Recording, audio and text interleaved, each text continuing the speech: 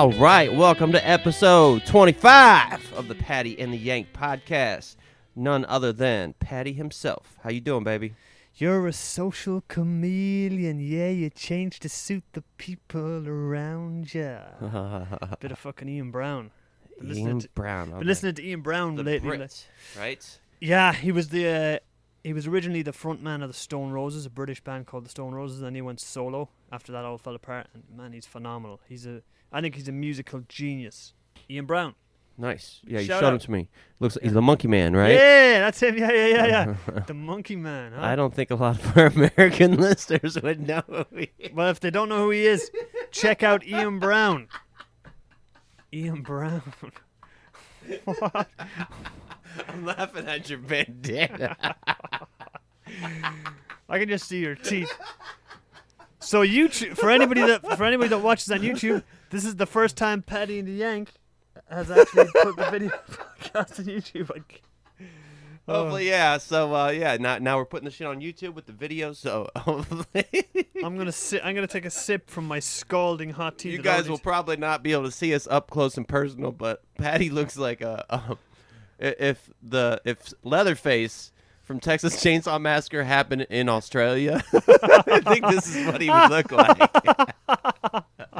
Now watch this. Watch. I'm gonna show you Sailor. Oh, now, fucking Gilligan's Island. I'm gonna keep Leatherface and Gilligan's Island. So you're wondering, anybody that's looking at us on the YouTube channel, for those listening on Spotify, me and the Yank are dressed in fitting attire for today's podcast topic. Well, it's just my normal clothes. Yeah, I wear this going to bed everywhere. Yeah, go to the dentist like this. This is like my Saturday outfit. Like, woo, it's the weekend. Let's have fun. Looking fresh. But then I actually wore almost the same thing to work yesterday. Really? Yep. Still haven't showered, if you're wondering what the smell is. I wasn't wondering. I know what the smell is. It's the invasive species, the rats in the floor. Yeah, fuck. So that's today's topic, is invasive species. Fuck yeah, it is. It is. I guess I kind of brought that up, didn't I? Yeah, you did. Yeah, I just I love hunters. It's a newer fascination of mine. Listening to the hunters on Rogan's podcast, and it was always an accidental listen, and I was like, man, these dudes are fucking cool, and they have interesting takes on invasive species. And to be honest, the first few times I'd heard them mentioned, I was like, I didn't really even know what it meant, didn't know what it was, and I didn't know there was a huge fucking pig problem in Texas. Huh.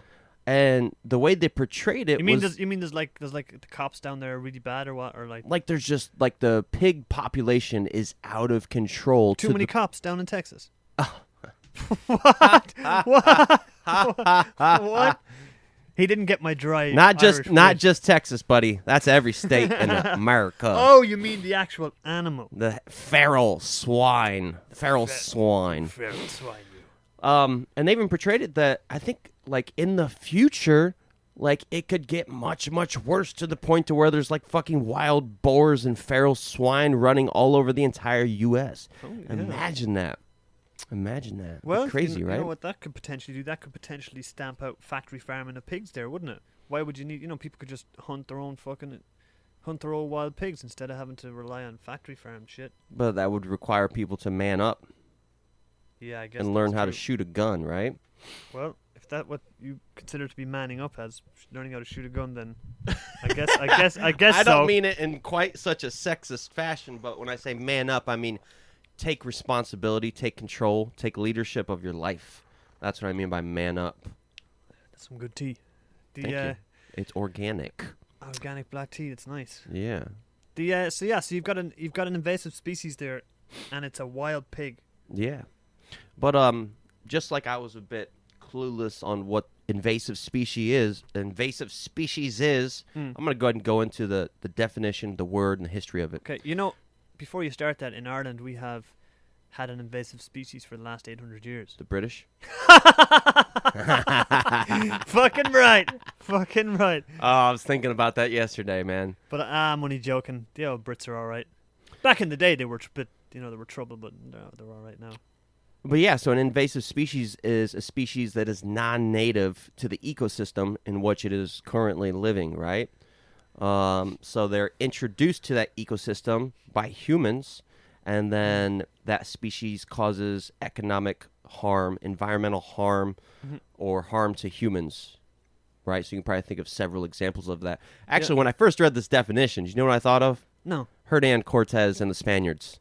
I was like, really? Sounds like that's what an invasive species is, right? Fuck yeah. They invaded the land. Yep. They're not supposed to be there. Yep. They're not native to there. Yep. And they just caused nothing but damage and destruction. And they brought disease with them. And they brought disease, killed right? off a lot of the local So population. the Spaniards are like literally a dictionary definition of invasive species. That's my ancestors. So, I mean, I guess I'm part invasive species. Oh, fuck. Are we even an invasive species? Because we're in Taiwan and we're not native to Taiwan. Only if we're causing harm, right? There you go. We're not. I don't. Are we think causing harm? Are we impacting the Taiwanese what? Ecosystem. Yeah. Biological ecosystem, right? Exactly what you just Are said. we causing damage? I would say no. If anything, we're helping it improve by teaching social skills and shit like that. Because I think we talked about that in a recent podcast. Ooh, Rebel Yell. Can you sing Rebel Yell for me? In the midnight hour, baby, more, more, more. With a rebel yell, she cried more, more, more, more, more, more. God, I love Billy Idol. Oh, man. And that is called squirrel. Or squirrel's invasive species. But anyway, I think we're doing good things for Taiwan because Asian culture is based upon Confucianism and Confucius. And Confucius taught things like filial piety and respecting your elders, fitting in more based on conformity as opposed to individual autonomy. So one of the things I focus on heavily when I teach is teaching these kids to like, what do you like? You know, what do you like? What do you want? And really trying to teach them how to answer that question for themselves. Then potentially you are an invasive species because you're trying to bring your American Western way of thinking of individualism over here and then ask them, what do you want? But no, it's not what do I want, it's what do we want? Well, am I harming, though? Is that harm? Well, if you asked an old school Taiwanese grandpa, he might be like, yeah, you're fucking the future. But if you ask my mom, she'd be like, oh, you're doing very good. You're teaching, individual autonomy, and the kids are going to learn how to be independent and focused on freedom. Yeah, I would say no. Yeah. You're not doing harm. Yeah. There are actually beneficial invasive species, like the horse in the U.S. Technically would be an invasive species because an invasive species is also a species that lacks a predator. Yes. Right. Yeah, very true. And we use horses and have used horses to our advantage for many, many, many years. They lived in the U.S., I think, in like the 1500s and then went extinct. And then the Spaniards brought them back. Then, I got it right here. Europeans brought them for food in the 1500s. Oh, no. You know what? Everything I said was fucking wrong. Disregard me. But there were horses, and then they went extinct, and then they were brought back again by the Spanish. I don't have the exact years on that, but they do exist. Huh. So they're an invasive species that we've used to our advantage. Man, I never knew that. Yeah, because basically an invasive species is something with no predator. Yeah. Right? Yeah. Florida's got quite a few of these. Pythons. If I remember correctly, Florida had a problem with pythons being an invasive species. And the pythons then started moving further north. And then people were saying, fuck, man, soon if we don't stop this, the whole of America is going to be taken over by pythons. It's like, no, pythons are a fucking reptile and they're cold-blooded. So they can't survive in the colder climates of the winters in other places. So they're, I think, pretty much stuck to... I got some pretty crazy shit. So they're actually Burmese pythons. There you go. Burmese pythons. Do you know what got them to Florida in the first place? Did people release them into the river systems? Well, they were brought Pets for the or exotic pet trade. There you go. Right, and then they got too big, so people started releasing them. And that's basically the story with most invasive species. We brought them over as a pet or whatever. They got too big, so I let them go free, and then they just started fucking and overpopulating and causing serious harm to the ecosystem. El Pablos, El Capitanos, fucking hippos in Colombia. Oh, yeah. They're an invasive species. Do they fuck a lot? They make a lot of babies? Man, they've like grown to like, we talked about this in the podcast before. His hippos started, I think he had 4 or 5 hippos, and then it turned out to be like 400 now or something. And they're living wild in the river in Colombia. That's insane. In Medellin in Colombia. That's insane. So they're an invasive species, but yeah. Yeah. So the Burmese python's destructive superpowers are annihilating native small mammal populations. So the first time they discovered one was in 1979. By 2000, Florida was receiving reports of established populations in the whole state. They can grow up to 20 feet long.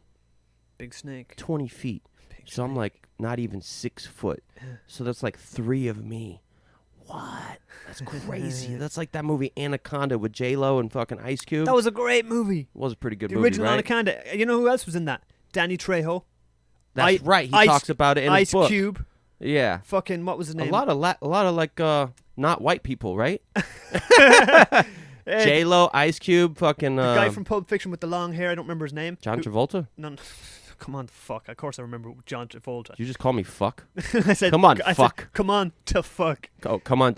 No, we're on video. That would be called porn. That's an Irish saying. Come on to fuck. It means like, come on, will you?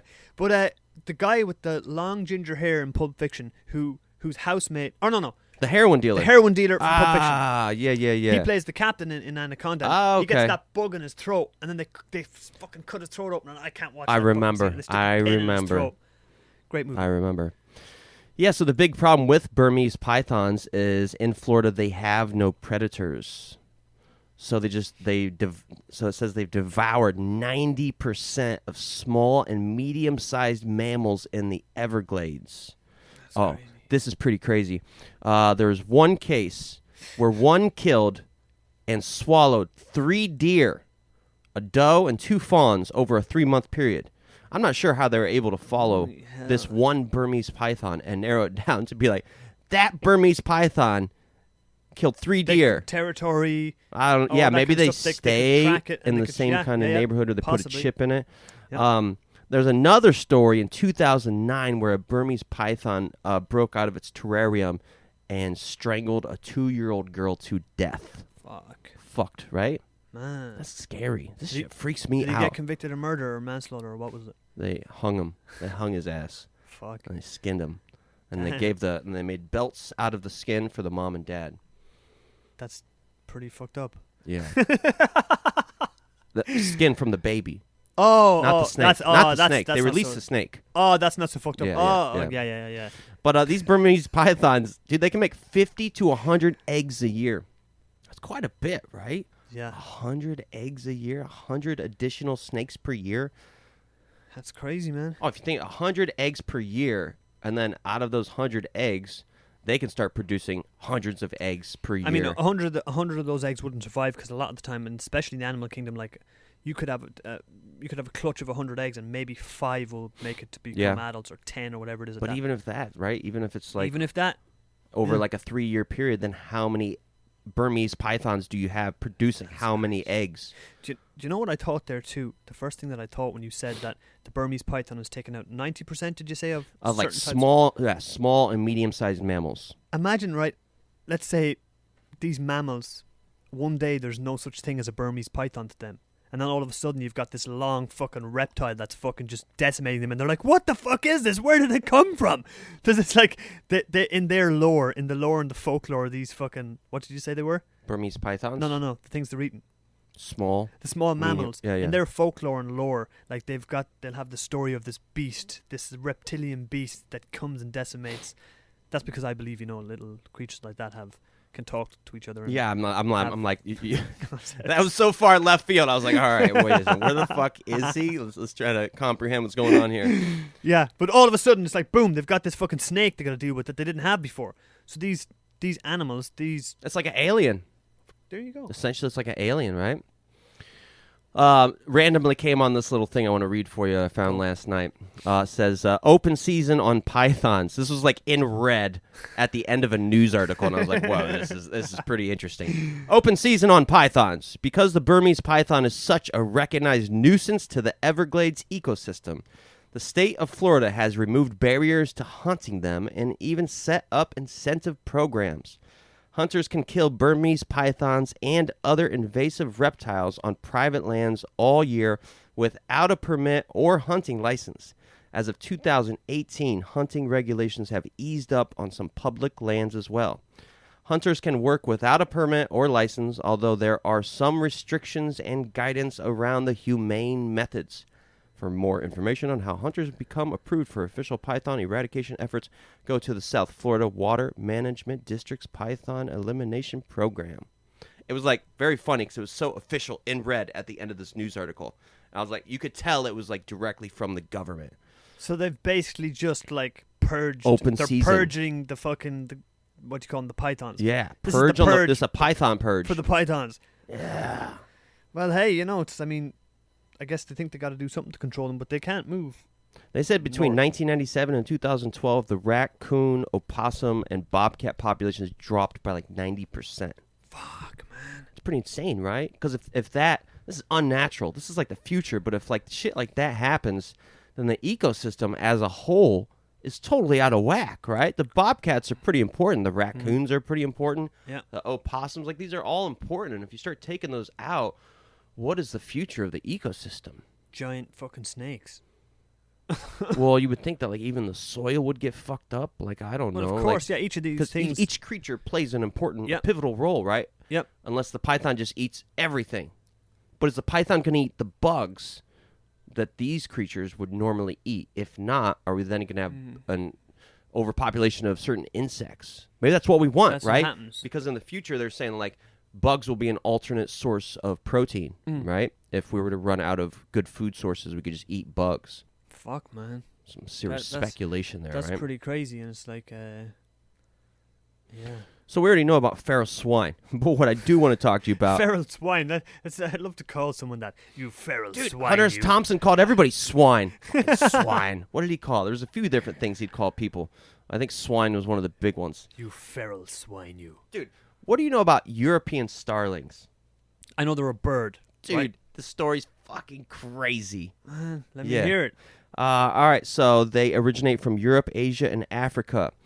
They came to the U.S. The reason is there was a dude, he loved Shakespeare, and he took shit too far. Yes. What do? They destroy crops. All right, cool. So the starling is a small bird, and it destroys crops. That's right. And it was brought to America by some fucking dude who loved Shakespeare. Obsessed. Okay. In 1960, a swarm of 10,000 starlings flew into a passenger airplane that was taken off from a Boston airport. It disabled the engine and caused a crash that killed 62 people. Did you say 10,000? 10,000 starlings. This is a credible source. Holy hell. That's like the movie The Birds or some shit, right? Hitchcock's The Birds. Yeah, I used to be scared of that movie when I was a kid. That was a fucking great movie. Yeah, so there was a Eugene Schieffelin was such a big fan of William Shakespeare that he decided to introduce a bird mentioned in the play Henry VIII. He brought it to the U.S. in 1891. He unleashed approximately 100 starlings in New York City Central Park. What? Within 50 years, they had spread across the continent. One man in history. One man in history. Just like fucking Escobar, right? One man in history. So, because this guy released these starlings, how many years ago? When was this? It was like 1890. In the 1890s, 100 or 200 years later, his act caused the crashing of a plane and the death of 67 people. That is exactly right, Paddy. That's pretty mental. Yeah, because so his act, the repercussions of his act, 100 years, 200 years later. 70 years later. 70 years after he did that, a swarm of 10,000 took over an airplane and killed 62 people on board. That's interesting. Yeah, that's from him, right? Today, there are more than 200 million European starlings in North America. 200 million. They're considered noxious and destructive. They compete with native species and destroy crops, such as grains and pitted fruits. They swarm agriculture feeding troughs and contaminate food and water. Damn. When I think of starling, you know the first thing I think of? What? Hello, Clarice. Clarice Starling. You graduated from military school at the age of 17. You walked down here 20 steps at a time. You're wearing perfume. It's Dior. Oh, Clarice. It's still flesh in your mind, isn't it? The Silence of the Lambs. Clarice Starling, the agent in that. I'll have to listen to that. Oh, the audiobook is brilliant. I'm assuming that's why Phenomenal. it's like fresh in your mind. Really, really good. Yeah. Dude, I got one more. I got a lot more, but dude, this motherfucker's scary. This is like scarier than the mythical creatures we talked about. This one's called a nutria. Do you know what that is? It's a tree that's new. If only we were to be so lucky. It's got other names like koipu, a swamp rat, or a river rat. That's another fucking good thing you could say to somebody. You fucking swamp rat. You fucking river rat. Get out of here, you fucking swamp rat. I feel like I've heard that. It's like almost a racial slur in some way. Oh, really? Yeah. Swamp rat? You fucking swamp rat. No, I think it's just something you call poor people. Really? Fucking swamp rat. Look at the swamp rats over there. I'd probably just call a rat that lives in the swamp a swamp rat. Whatever. Trying to make me out to be the bad guy now? So they're from South America. They're fucking nasty. They were brought to the U.S. for the fur trade, and their destructive superpower is to damage crops and natural resources. Okay, there's a newsworthy moment. A Louisiana hunter was incentivized to kill these things at $6 per tail. There's a bounty on the swamp rats. He handed in nearly 11,000 tails in 2019. 66 grand.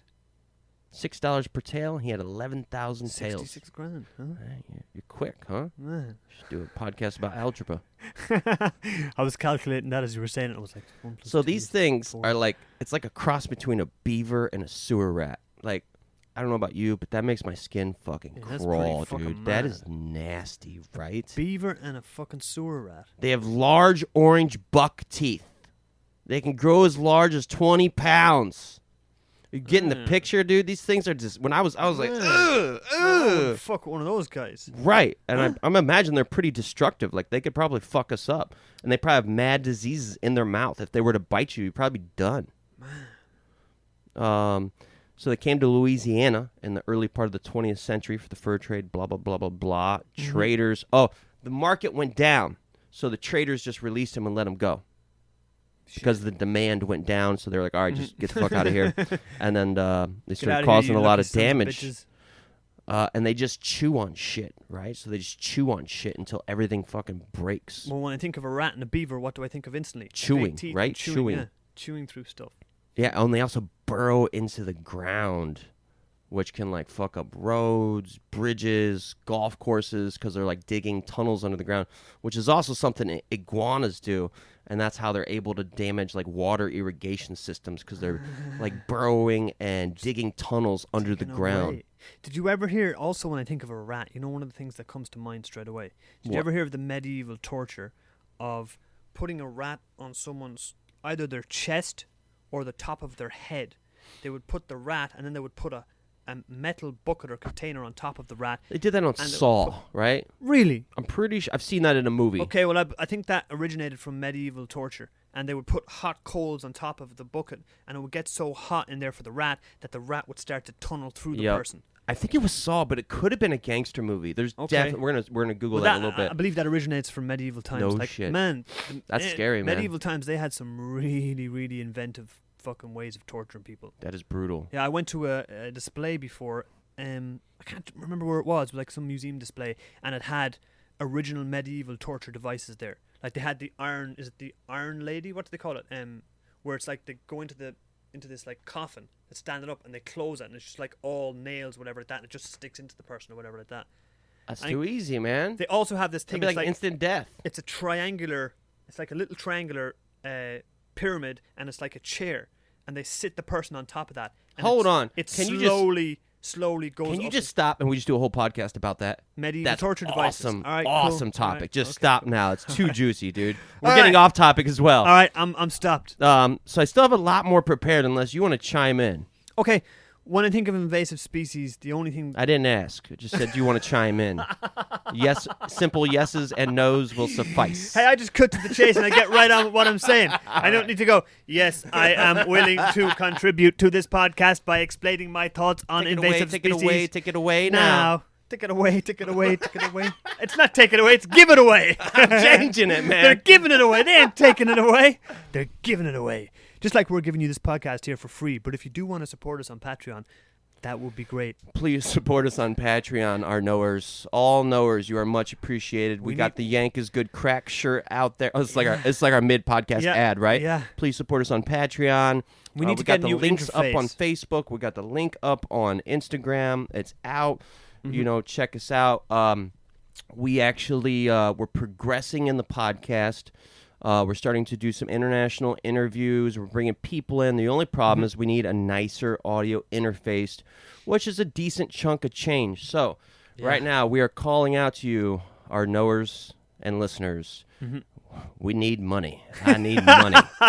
So if you guys can help in any way, shape, or form, I think the minimum donation on Patreon is $5. And that's a month.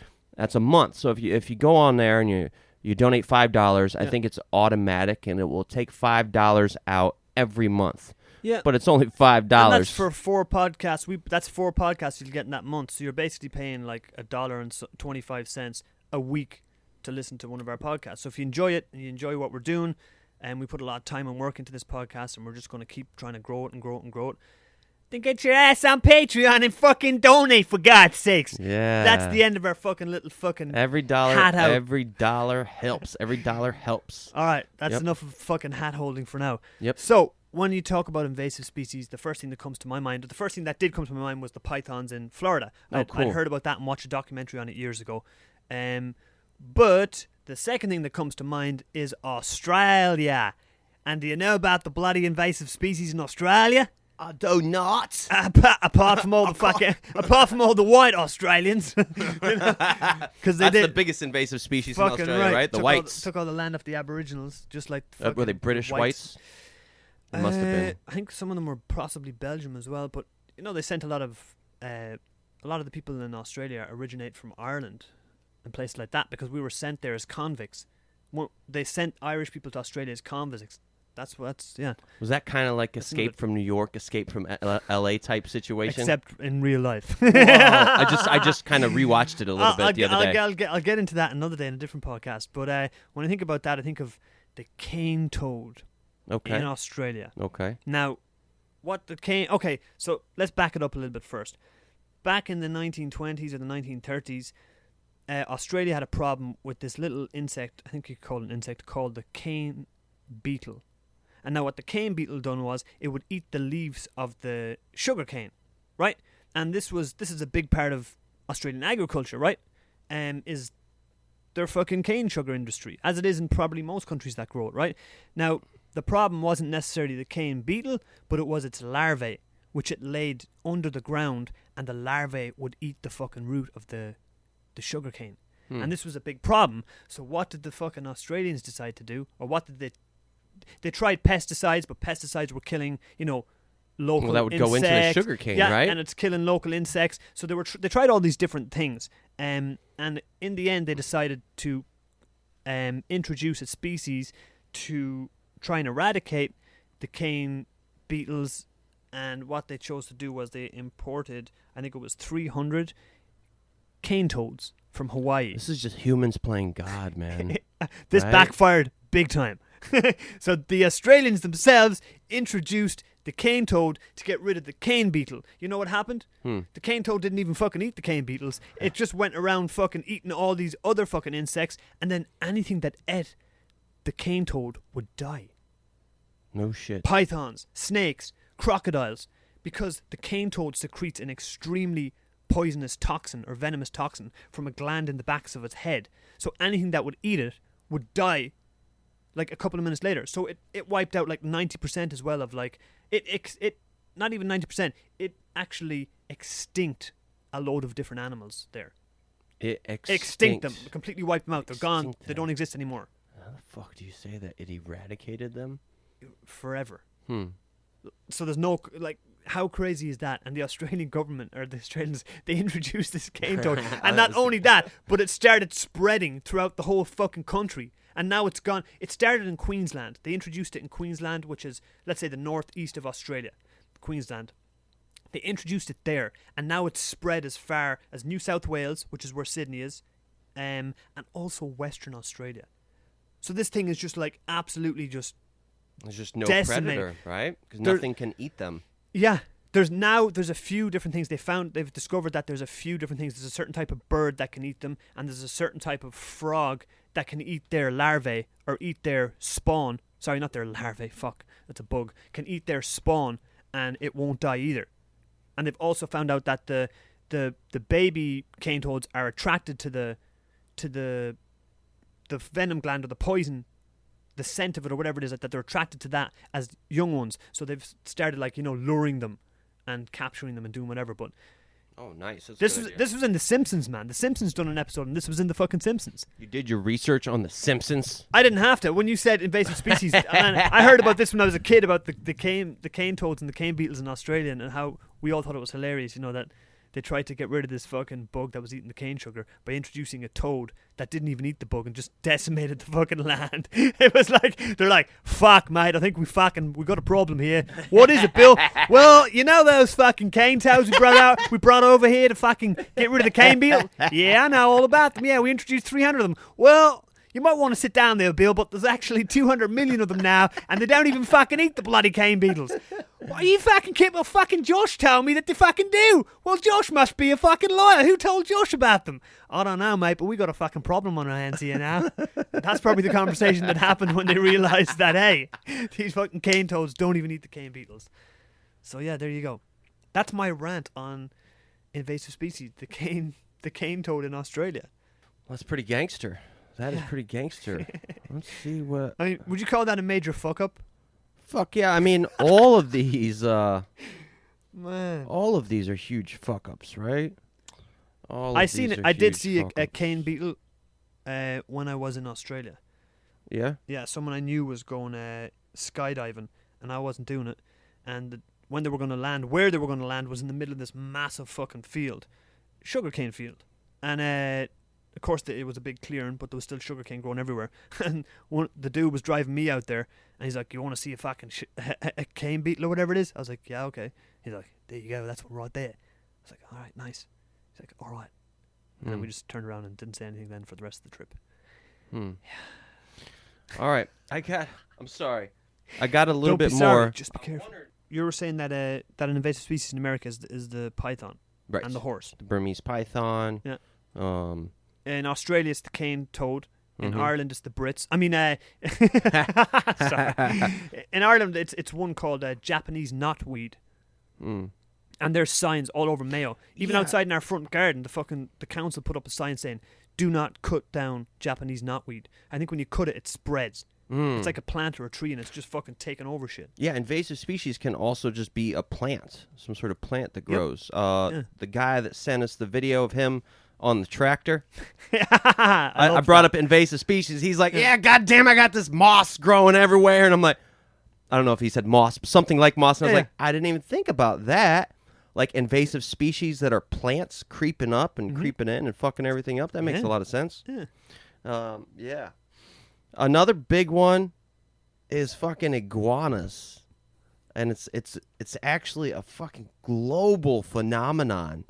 I thought this was specifically a Florida problem because that's the first time I heard about it. I heard about it in Florida. Okay. Turns out they're everywhere, even Taiwan. They're a huge problem in Taiwan, so much so that the Taiwanese government did the same thing the U.S. government did, which was iguana purge with pay incentives, where they'll if you bring in iguanas or iguana tails, they will give you like bags of rice. What? Shit like that. What? And at one point in time, this started, I'll have to pull it up here in a second, or I could pull it up right now. But at one point in time, so these people caught on, right? So you know what they did? They started breeding iguanas and then killing them to get money and food from the government. Not quite out of character for Taiwan, right? Or for humans. Or for humans in general. For humans in general, it's in character. But for Taiwan, it's quite out of character. Huh? I thought you were going to say they were breeding them, then cutting their tails off, then just selling them. Kind of like that. It's like it's all over the place.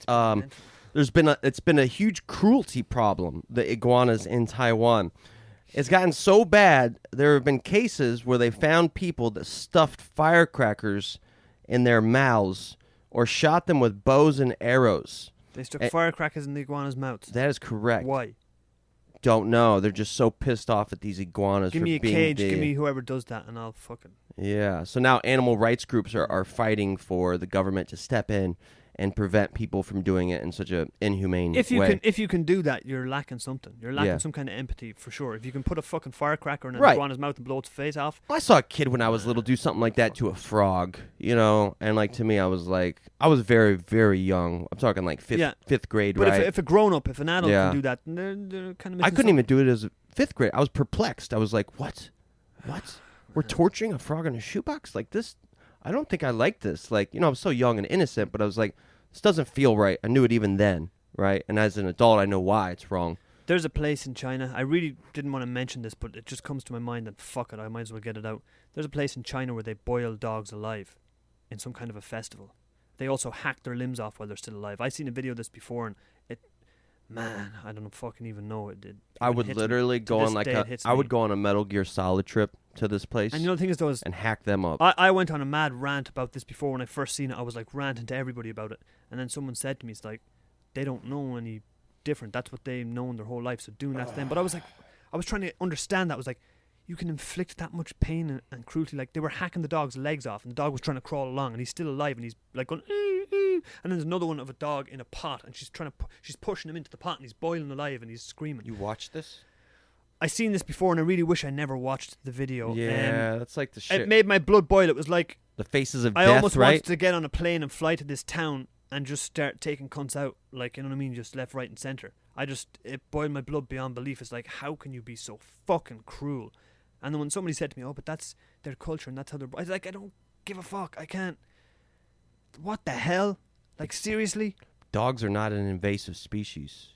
Man, but to do that, like, to boil something alive or to fucking, like, to hack its limbs off. I boiled something alive not too long ago with my kids. We boiled some clams. Really? Clams? Clams. But, you have to, if you want your clams to be good, you have to get them fresh and alive. It's really funny. You put them in a bowl of water, and they're just, like, squirting water out of the bowl. So if you're close by, they will kind of shoot you. And then you have to cook them alive. And then if they open, they're done. Mm-hmm. So I've done this. I've cooked clams alive. Did they look at you with sympathetic eyes and like a dog and they plead do not with have you eyes and squeal and moan and cry for mercy? Cry for mercy as they were being boiled alive.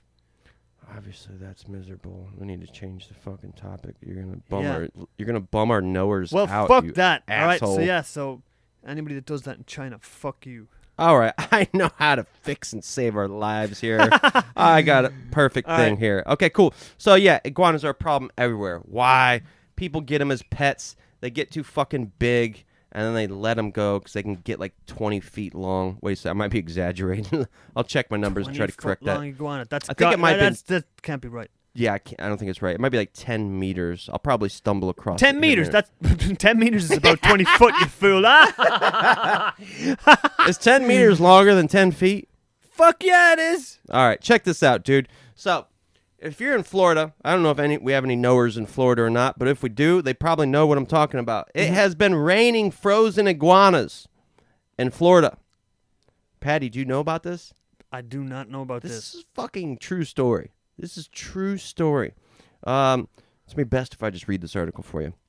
But the U.S. Weather Service warned Florida residents that immobilized iguanas could fall out of the trees due to unusually cold temperatures across the region. Iguanas are cold-blooded. Yep. They slow down or become immobile when temperatures drop into the 40s Fahrenheit or 4 to 9 degrees Celsius. Just like the snakes, pythons. Yeah, so they're cold-blooded. They slow down. They become immobile. And, this lady, she was a reptile expert, and she was explaining that their bodies basically start to shut down. Yep. They lose their functions. They're up in the trees, sleeping, resting, or whatever. It gets so cold, they lose the ability to hang on, and they just fall out of the tree. That's fucking mad. It's super mad. To me, it sounds like, I don't know, crazy futuristic shit. Lizards dropping out of trees. Like, it's, like, is that in the Bible? Like, pigs roam everywhere. Frozen reptiles start raining from the sky. Holy hell. That's crazy. And, they can weigh up to 17 pounds, 7.5 kg, and measure over 5 feet, 1.5 meters in length. So about the same as me. They can be about a yank long. Its length is what? 5 feet. 5 feet. Or yep. 1.5 meters. Oh, okay. It's not a bad size. It's about the same size as me. That's one yank long. Yeah. You're more than 1.5 fucking meters long. Yeah. So if you're in Florida and it starts to get cold, you should get some sort of iguana umbrella. Or if you're a decent human being, fucking grab that iguana when it falls out of the tree and get it warm. Warm Really? its blood back up. Really? Warm its blood back up. I guess I did want to ask you about that. Do you have sympathy for the iguanas? I've got sympathy for anything that suffers. Yeah. I got sympathy for anything that So suffers. what about the people who are cooking the dogs in China? Like, they probably have back problems and shit like that, or they got, like, diabetes, or they're poor. They're suffering. Do you have sympathy? Hey, I'll fix their back problems. No problem. No problem at all. They'll never have to worry about being poor. They'll never have to worry about their back problems or any of that again. If I got my hands on them, they wouldn't have to worry about those. All the problems would be gone. Yeah. I'd have sympathy. Do you know what? Do you know what other creatures can also freeze to death and come back? I'm sorry, not freeze to death. Can freeze and come back to life. Yeah, I know there's a couple of animals. I watched a documentary on this before. One of them is a reptile, some type of crocodile or some type of amphibian, and in the wintertime when the land freezes and the water freezes, this animal basically freezes to death. And then when it thaws out in the spring, the animal comes back to life. Tell me what it is. I know it's an amphibian. What is it? Wow, you said that like to the T, almost identical to my notes. Man, I used to watch like a shit ton of wildlife documentaries. Let me figure out which one you just said. I think you're talking about the fucking alligator. There you go. Yeah. But then again, I think you're not. Let's start through the whole list. So the first one is the wood frog.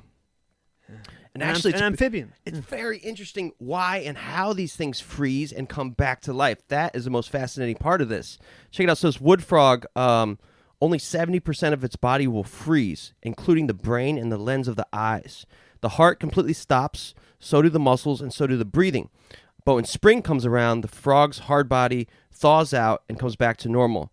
This happens each winter. According to National Geographic, wood frogs possess proteins which suck the majority of the water out of the frog cells.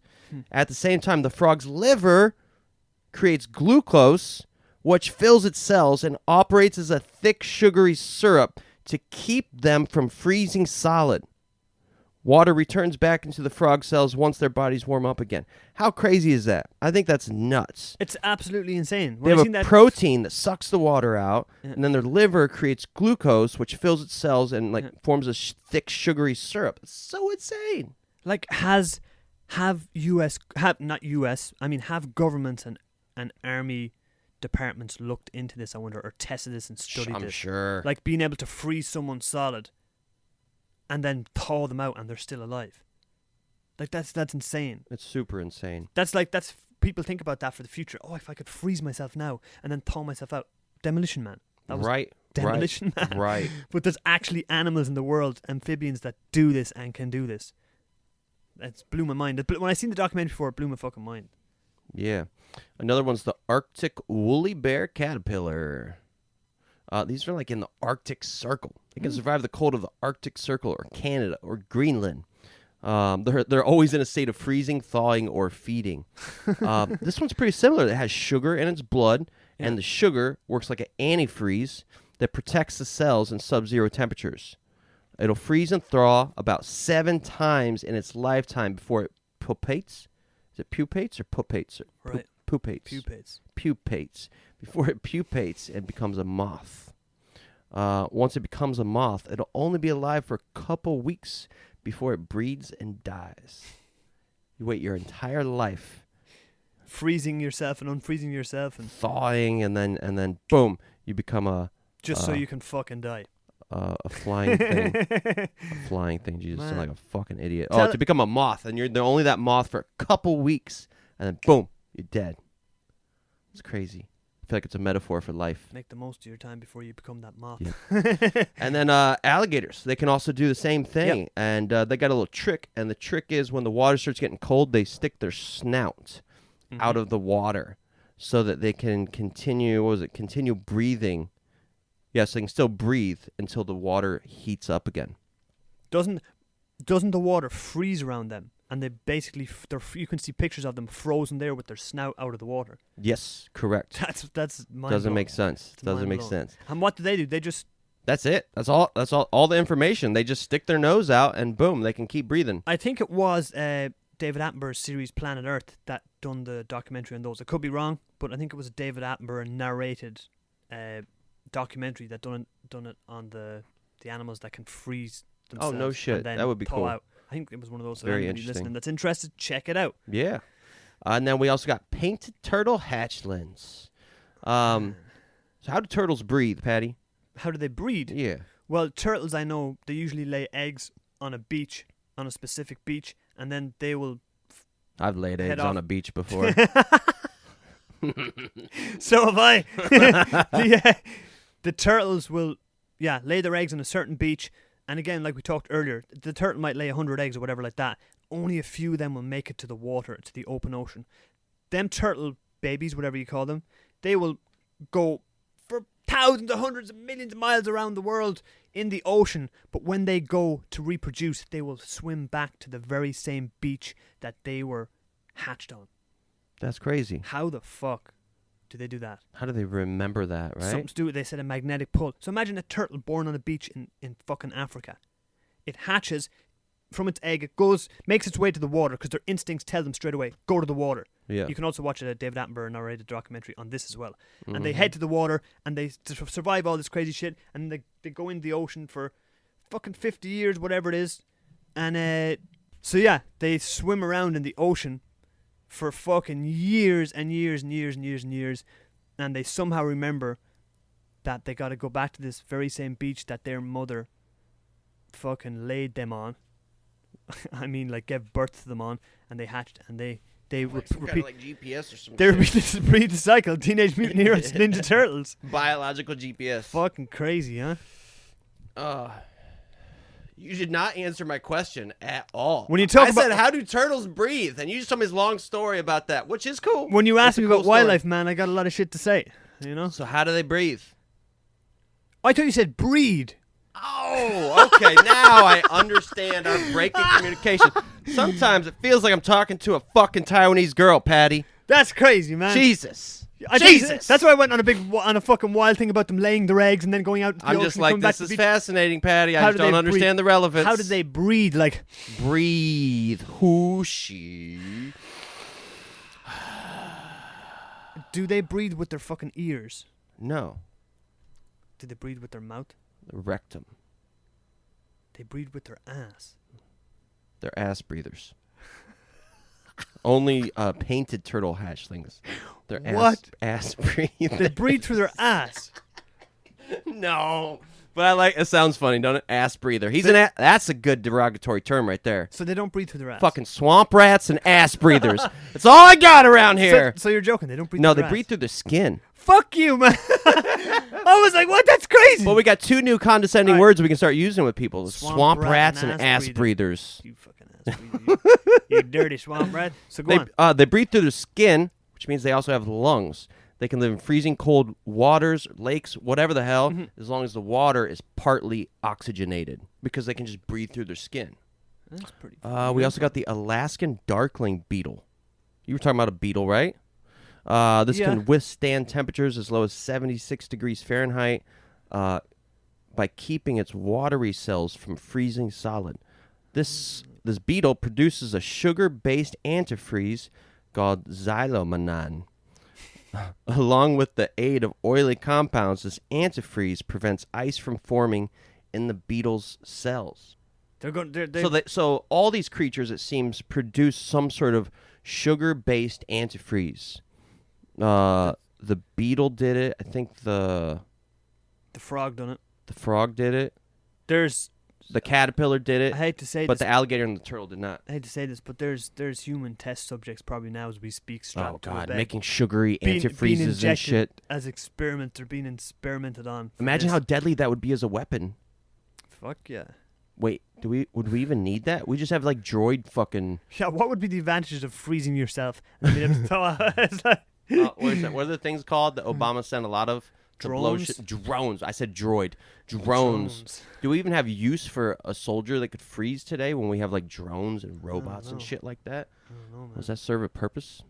I don't know, but I know it does serve a purpose. Eating food when you're hungry. I knew and it. I'm hungry right now. Cheers. I reckon we cut this off here. That was a good podcast. Yeah, we got it in. We got it in. Awesome. Cool. Hey, follow the podcast on fucking Instagram, Spotify, YouTube. Patreon. Today's Patreon music, as well. Yeah, the Patreon. If you could support the podcast, that would be great. Patreon. Patreon. I think it's / Paddy and The Yank podcast. Today's music, we're going to leave you with a little song from our old pal, Ninja Ned. Oh, cool. It's been All right, a while, it's been a while since we had a song from Ninja Ned, so Sweet. here's a composition by Ninja Ned. Beautiful. Peace. Later, guys.